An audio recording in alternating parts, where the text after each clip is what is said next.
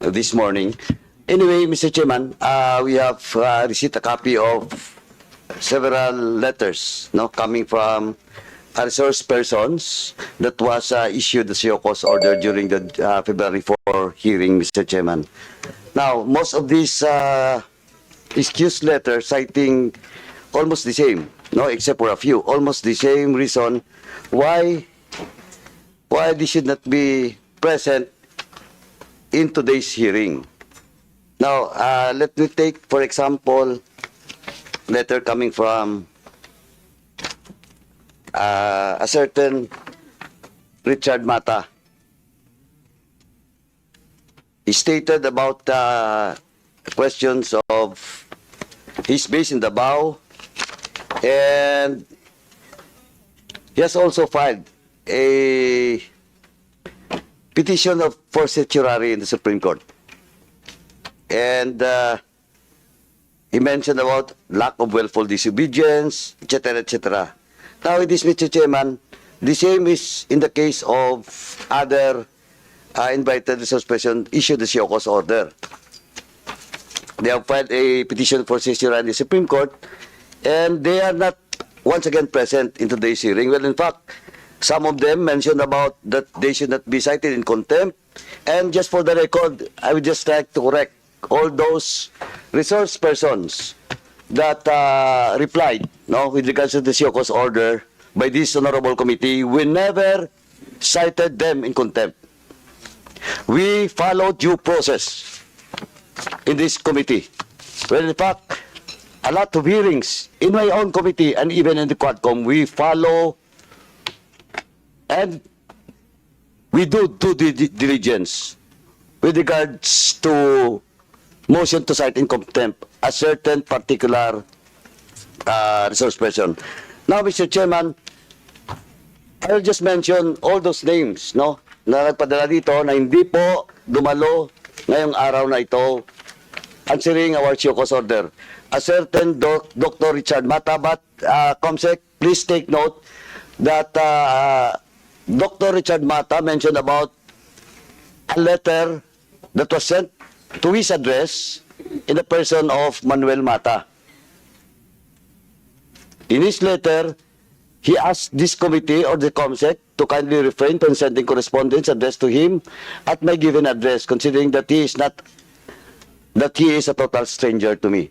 So, ito pong a certain Manuel Mata, if he is invited, hindi po naka-address dapat kay Dr. Richard Mata. But then, Dr. Richard Mata is absent, no, in today's hearing. Second po, the letter coming from Ethel Pineda. The same po. And let me read, may I respectfully inform the committee that a petition for certiorari and a restraining order have been filed before the Supreme Court. This legal action pertains to inquiry that I was unable to attend. Concerning this, I shall await guidance from the Supreme Court on the appropriate next steps. The same is true with Elizabeth Jo Cruz, Aaron Peña,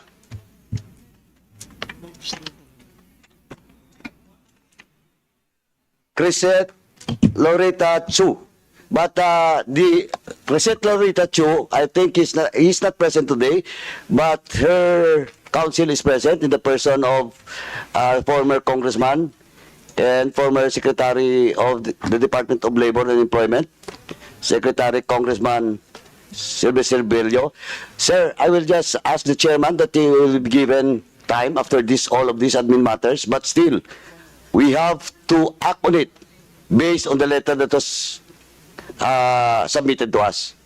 After I read all the reply letter po, then I will ask the chairman for you to explain why your client is present today. Thank you, Your Honor. Thank you, Your Honor. Thank you. Thank you, Your Honor. May I be recognized, Your Honor? After na lang po Okay, ng admin matters. Thank you, Your Honor. And the same is true with Susan Batalya. And Attorney Trixie Angeles Mamaya po, I will just manifest with regards to Atty. Trexie on her interview. Then the same is Sas Rogando Sasot. Mary Jean Reyes po. The same. Okay, ano? Dami po. Doon po kay Mark Anthony de la Cruz Lopez. Now, Mr. Chairman, with all those reply coming from those resource persons mentioned, issued with the show cause order, Mr. Chairman, may I respectfully move that we issue a subpoena ad testificandum for all those mentioned named that has officially received a copy of such show cause order. So move, Mr. Chairman.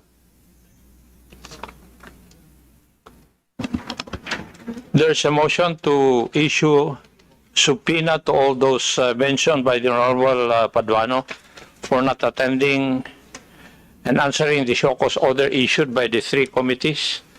Duly seconded. Do I hear any objection from the members? Hearing none, the motion is carried. Thank you, Mr. Chairman. Same is true with... Your Honor, may I now be recognized, Your Honor? Sandali po. Sir, Meron hindi pa ako tapos. Okay.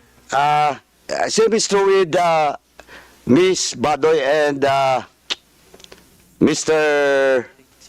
Eric Celes, Mr. Chairman. They have not replied to the show cause order issued to them. So, I respectfully move once again, Mr. Chairman, to issue a subpoena ad testificandum to the mentioned name, Mr. Chairman. So move.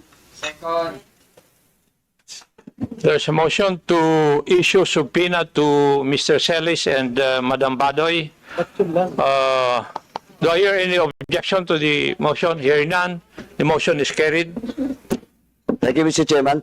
Now, Mr. Chairman, before Mr. Chair to recognize former Secretary Bello, let me read lang, Mr. Chairman, a manifestation with regards to all those invited resource person that was issued the show cause order, and now they were issued the subpoena.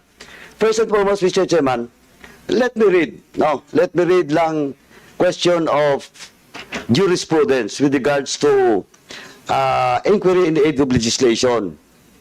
Now, Mr. Chairman, Standard Chartered Bank versus the Senate. Ito po in relation to subjudice rule. Napakalinaw po, and let me read.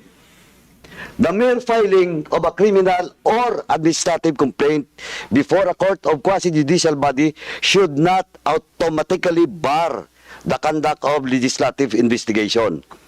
Otherwise, it will be extremely easy to subvert any intended inquiry by Congress through the convenient ploy of instituting a criminal or administrative complaint. Surely the exercise of sovereign legislative authority, of which the power of legislative inquiry is an essential component, cannot be made subordinate to a criminal or administrative investigation. And in this case, Mr. Chairman, the letter answer to the show cause order issued to all those resource person that was ordered for a subpoena ad testificandum is not valid, Mr. Chairman, since Supreme Court mismo po nagsabi na it cannot be applied in inquiry in aid of legislation. And furthermore, Mr. Chairman, on Arnold Tesareno versus Neri of the Senate, let me quote, a legislative investigation in aid of legislation and court proceeding has different purposes. Magkaiba po. On one hand, courts conduct hearings or like adjudicative procedures to settle through the application of a law actual controversies arising between adverse litigants and involving demandable rights. On the other hand, inquiries in aid of legislation are an inter alia, undertaken as tools to enable the legislative body to gather information and thus legislate wisely and effectively, and to determine whether there is a need to improve existing laws or enact new or remedial legislation, albeit inquiry need not result in any potential legislation. ongoing judicial proceedings do not preclude congressional hearings in aid of legislation. Napakalinaw po na yung excuse letter o yung letter reply ng lahat ng mga resource person that was issued the subpoena in today's hearing is not acceptable and valid po. Now, and lastly, Mr. Chairman, let me read na lang po. Let me manifest with regards to the statement being made by Attorney Trixie Angeles in social media po. Allow me to proceed, Mr. Chairman. You have the floor. Thank you, Mr. Chairman. While we acknowledge the right of Attorney Angeles to seek reprieve before the Supreme Court for an act which he believes would curtail her constitutionally granted right, clarification must be made to further justify the previous directive of this joint committee. Firstly, the joint committee issued the show cause order against Attorney Angeles not because of her non-attendance to our February 4, 2025 hearing. Hindi po dahil wala siya dito, kaya na-issuehan siya ng show cause order, but because of the content of the communication that she submitted before this committee, which directly challenges our jurisdiction to conduct inquiry in aid of legislation. We have a copy po of the letter sent to us by Attorney Trixie Angeles during the first hearing and invitation po. We would like to remind Attorney Angeles that as an officer of the court and a member of the legal profession, she is bound to respect and abide by the Constitution. And under Article 6, Section 21 of the Constitution, let me cite, the House of Representatives has the power to conduct inquiries in aid of legislation. Therefore, it is imperative upon Attorney Angeles to respect and acknowledge this authority as enshrined in our Constitution. Secondly, Mr. Chairman, the Joint Committee directed the Legal Department to study and consider filing possible disbarment case against Attorney Angeles because we believe that an officer of the court, she must conduct herself as a true advocate of law rather than being the one directly promoting its defiance. It must likewise be stressed that Attorney Angeles has a propensity of violating the legal profession's code of professional responsibility. Per records, Attorney Angeles has already been suspended by the Supreme Court in 2 occasions. First, in 2016, when she was suspended for 3 years because of her failure to act on a case of her client despite payment of legal fees, and again in 2023 when the court imposed a 6-month suspension against her for using abusive and inappropriate language in a submitted pleading. Considering the aforementioned, it is only but proper for this jurisdiction to examine whether a disbarment case should be filed against Attorney Angeles for constantly disregarding and violating the code of conduct being observed by all members of the bar. That's all, Mr. Chairman. For in the case of Attorney Trixie Cruz Angeles. Yes. Mr. Chairman, can we allow, in brief, Secretary Bello to manifest for on behalf of her client, his client? Thank you, Your Honor. Secretary Bello, you're recognized. You have the floor. Thank you very much, Your Honors. Just for the record, Your Honor, may we enter our appearance together with my partner, Attorney Jose Aspiras, as counsel for Miss Crisette Laureta Chu, Your Honors. Before coming here, Your Honor, I received a letter signed by Miss Chu addressed to the chairman, the Honorable Congressman Dan Fernandez, explaining her reason for not attending this hearing, Your Honor, because she alleges that she is not a blogger, much less a purveyor of false news or fake news. As a matter of fact, Your Honor, Ms. Chu is a legitimate media practitioner and even a column editor of a national daily, which is the Manila Bulletin, Your Honors. On this basis, Your Honor, we offered to appear in her behalf today.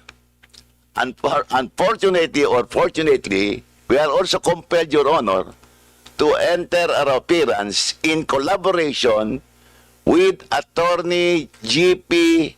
Angeles, who is the counsel of the other alleged bloggers who filed a petition for certiorari and prohibition with a prayer for the issuance of a temporary restraining order, Your Honors.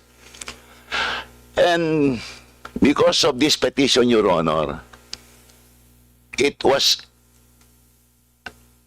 our decision to advise them not to appear, because for them to appear, Your Honor, would be an abandonment of their petition filed before the Supreme Court for certiorari and prohibition, Your Honor. So, in order not to preempt this case, Your Honor, they opted not to appear. And as a matter of fact, Attorney Gonzales, I think, manifested in writing, Your Honor, that they are requesting for a resetting of this hearing so that they can attend later on without waiving their rights on the petition that they filed before the Supreme Court. Mr. Chair, Submitted, Your Honors. Mr. Chair, may I just make an observation? Just Is that in relation relation, yes, exactly. to the statements of Secretary Bello? You're right, Mr. Chair. Please, you have the floor. Para sa kaalaman ng lahat, napanood ko po yung interview ni Miss Crisette Laureta Chu sa television, kung saan nga sinasaad na sila ay nag-file ng petisyon sa Supreme Court. Ano po? Pero sa aking pakiwari po ay nakakadismaya na pinangungunahan nila kung ano mangyayari sa komite na ito. Napakasimple lang naman. Wala naman tahasang nagsasabi na sila ay purveyors or fake news. Wala naman nagsasabi na sila ay hindi lehitimong journalist. In fact, kinikilala po natin yan. Kung piniimbitan po siya ng House of Representatives ng komite na ito, ay ito ay sa kadahilanan gusto nating malaman ang kanilang punto de vista sa problema nga ho ng paglaganap ng fake news. Para sa akin, merong elemento ng paranoia. Pinangungunahan ninyo, sana naman lang binigyan nyo kami ng pagkakataon dahil meron din naman dito sa komite at ang aming tanging hangarin, at least I can only speak for myself, and I also believe this is also the intention of my colleagues, is to find out ano ba ang problema na nangyayari nito. Because ang problema ho ng fake news, hindi lang naman ho nakaka-apekto sa administrasyon o sa opposition, naka-apekto sa mga negosyo, sa mga private individuals.